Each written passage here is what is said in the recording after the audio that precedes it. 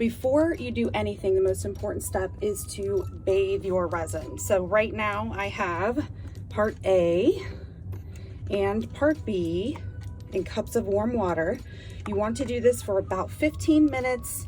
You know, swap the water out in between if you can, just to make sure that that resin is nice and warm, especially depending on where you are storing it. So let's go ahead and take our resin out of the bath, dry it off. We don't want to take a chance of getting any water in our piece, our resin, or our hardener. So just make sure you dry it off really well.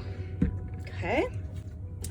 So I've got my scale. This is a digital scale that measures by the gram. That's super important. The first thing you want to do is make sure that it's set on grams. Put your measuring cup on. Zero out your scale, because if you don't, it will count the weight of the cup. We want to make sure when we start pouring, there is nothing in that cup, including the weight of the cup. So now I've got it down to 0. I always start with the hardener first. So let's go ahead and pour that. Now this is 2 to 1. So let's do 50 grams of the hardener, and then we will do 100 grams of the resin. So I've got it at 50.7 grams, okay? So now, zero out your scale again, and you want to go to 101.4.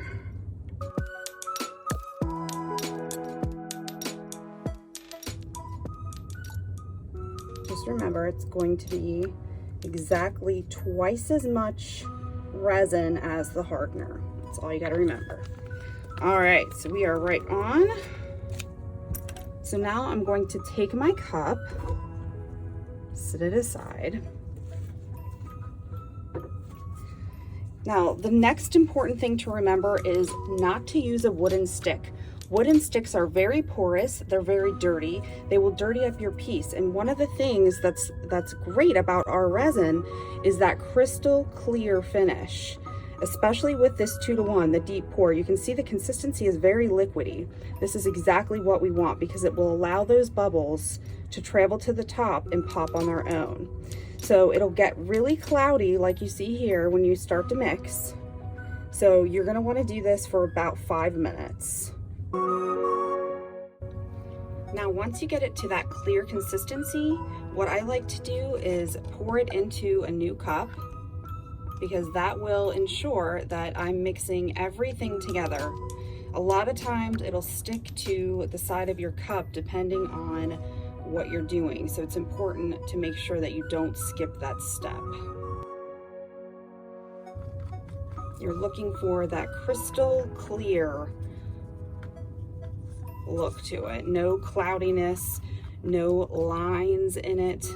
You'll be able to tell when it's not all the way mixed because it'll have like these little lines, I like to call them. Looks like a fishing line in there. So just make sure you're scraping the sides, checking for all of those little crevices that it could be hiding in, and just make sure that it's stirred really, really well. And you can see how liquidy it is. It's so easy to work with.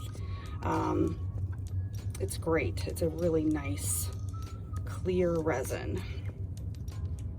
So this is about what it's going to look like now. So now what we'll want to do is let it rest so that all those bubbles can rise to the top and pop.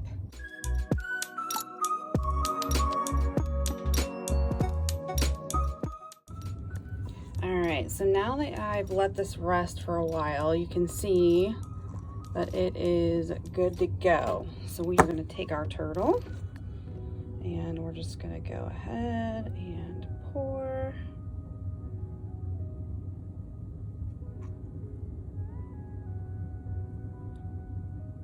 And you just want to make sure you don't pour too much, because this is not a doming resin. This is a deep pour resin, so it will run over the sides if it's poured too high. So just make sure to get it right to the lip there.